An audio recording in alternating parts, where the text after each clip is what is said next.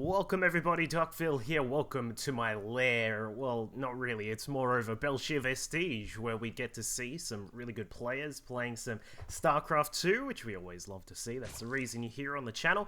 This time, we've got some replays that I have gathered. I actually have like a bajillion replays right now that I need to get through, so I actually had a bit of a long weekend.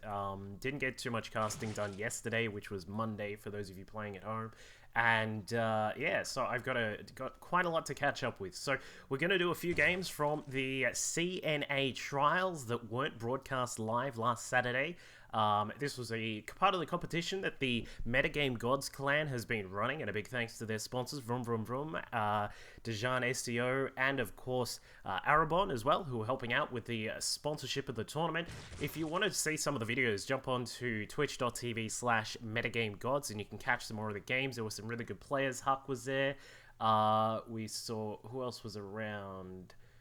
Pult and Succeed, and a couple of other good guys. And what we've got here today is game number one that was in the, I believe this was in the upper bracket between these two players up at the top left-hand side here. Playing for Root Gaming, it is ViBE. And of course, ViBE, a Grandmaster Zerg player who has been around for quite a while now and did really well last year in the WCS America. Was able to get quite highly placed in that, I believe, second, if I remember correctly.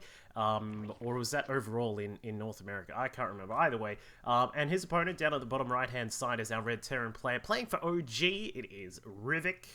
And as I'm sure some of you have spotted, we do not have a Rax inside the main base. The Rax from Rivik is down here in this little pesky position, which seems to be a place which people love to throw down either a Proxy Rax. They like to build Banelings down here, or sometimes I've even seen a pylon go down here, and then I believe there's just enough range to put a building up, or the other way around. So this is a little bit of an interesting spot, but as we can see, ViBE going to be well aware that there is a Proxy Rax on the way. The first Marine is already being built, and this guy is marching across. ViBE does have the hatchery down. It's over halfway done, so it's going to be very difficult for him to honestly sort of look at this and say, well, should I cancel this or not? And it's going to be very hard. So he's going to have to bring out some drones. We've got a large total of drones coming down, but it looks like we've got a double bunker block here.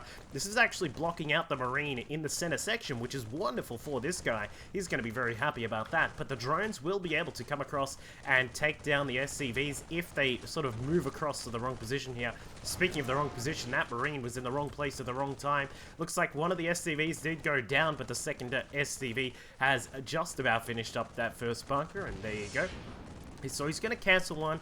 Don't need that second bunker there. All you need is just the one, because what you want to do is to be able to shut down this hatchery as quickly as you can. And as you can see from Rivik, he's definitely going to be able to do that right here, because we have some, we still don't actually have any links coming out just as of yet from ViBE. He's got one of the drones now just making its way across, and he's going to throw down a hatchery here at the natural base of Rivik. So going to block him from expanding. ViBE has seen that there is a natural command center going down at the top of the ramp, so he's easily going to be able to block that out for the time being. But the problem is that ViBE is now going to lose this hatchery. So this puts him in a little bit of a difficult position. Where do you go from here?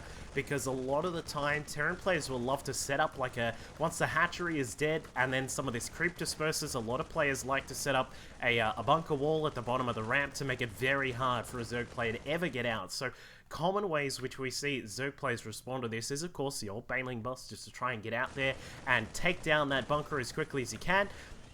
Another sort of way you can deal with it, a very old school kind of tactic, if anyone remembers from Tal'Darim Alta, when this kind of thing used to happen quite a lot, is to just go straight up to a Nidusworm. Sometimes roaches and lings in a Nidusworm can take down your opponent if you're very quick to get that up and running, but it looks like ViBE is going to go for a Baneling nest here. So given the fact that he's got the double gas here, it is most likely we're going to see him actually just attempt to bust through.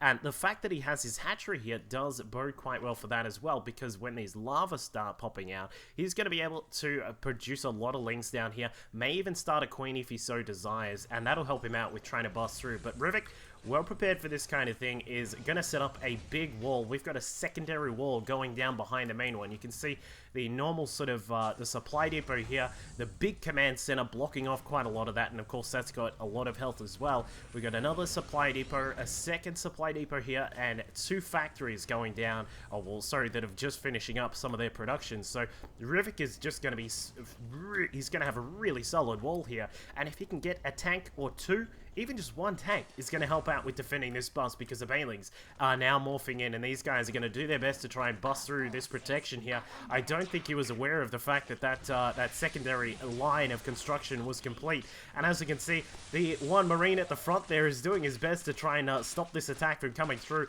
but ViBE is making his way inside. Will he be able to get through? There's still another wall that he has to get through here. An eBay, a supply depot, and now a tank is blasting down some of these Zerg units. And at the back, he is going to take down some of these Banelings here. Very nicely done by Rivik with that targeting. A second tank now complete. And that is pretty much it. There is no way that ViBE is going to be able to safely buy this game back. And he agrees with a GG. Well, without a GG in this case, but game number 1 goes to Rivik here in this match from the CNA Trials, the NA Qualifier number 1. As I said, make sure you can tune into the stream next time we have the qualifiers, the second qualifiers, which I believe is next week. And we'll go into game number 2 and see how ViBE handles that one with Rivik.